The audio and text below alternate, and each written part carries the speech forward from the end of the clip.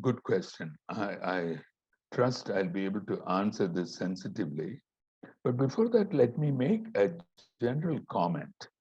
You know, I am not very happy with the word balance because balance seems to indicate some kind of a tightrope walking where it is 50% of this and 50% of that.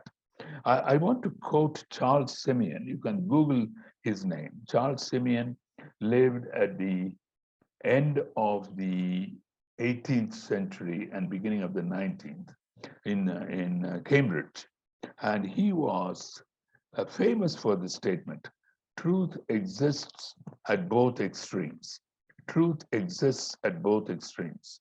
Now, I'm going to quickly, this is not um, uh, actually answering some of your other issues. I'll come to that. But if you just look at the first two chapters of Genesis, uh, Genesis 1, verse 1, in the beginning, God, who is spirit, creates the heavens and the earth, which are matter. Genesis 2, 7, God forms man from the dust of the ground, matter, and breathes into him the breath of life. And the first human being comes into existence. So we humans are a combination of spirit and matter, which means that these two are joined together. My material presentation of my body is spiritual worship. So you do not say either or, it is both and. And the second area of tension is the individual community. Verse 26, let us make Adam singular in our image and let them rule over the fish of the sea. We are individuals in community, in any decision-making process, in any relationship process. You and you have to relate with the community. Sometimes you are hurt. Sometimes you are blessed. You are part of it. And the third is, um, sorry, the second was actually, let us make Adam in our image. That is the divine human interface. There again, let me tell you, it is entirely divine and entirely human. And the fourth is, of course, he made us male and female, particularly in the husband-wife relationship. It is entirely the responsibility of both. So when it comes to these extremely painful experiences, I will never ever try to counsel a person going through a tragedy. In fact, I would just sit with you quietly, that's all, and share your tears with you. Because the three friends of Job were good comforters as long as they kept their mouth shut for 7 days. Once they opened their mouths, they put their feet into their mouths, as we see.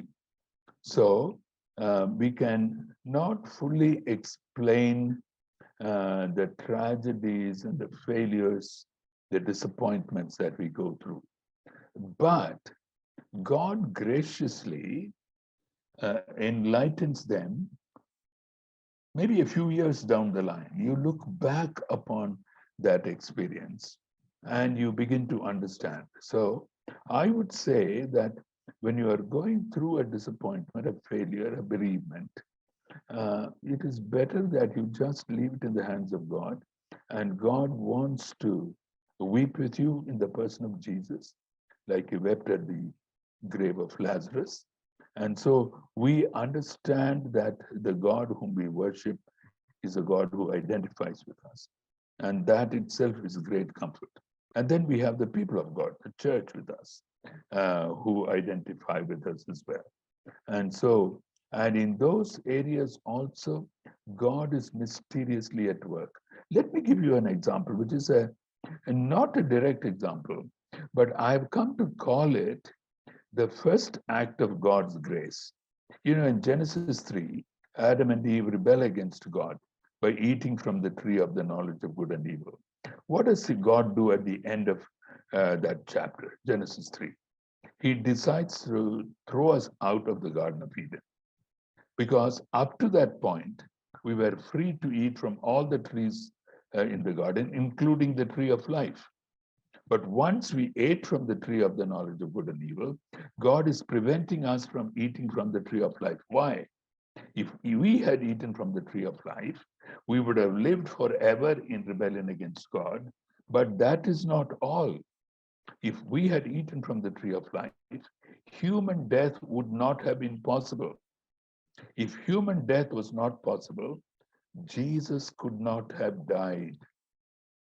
And that is why in Hebrews 2, the writer could say, through death, he destroyed him who had the power over death, even the devil.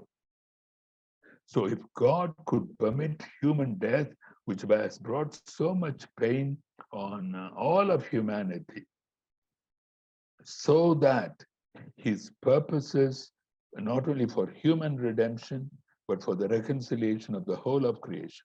That's what we read in Colossians 1:19 and 20. Through his blood shed on the cross was possible. God was able to do this. So if he could do something as mysterious as that, then even in our own experiences, we can surely expect him uh, to help us out later. But we have to trust him and go through that disappointment, sharing our griefs and our tears with our loved ones, whom I hope you have around you.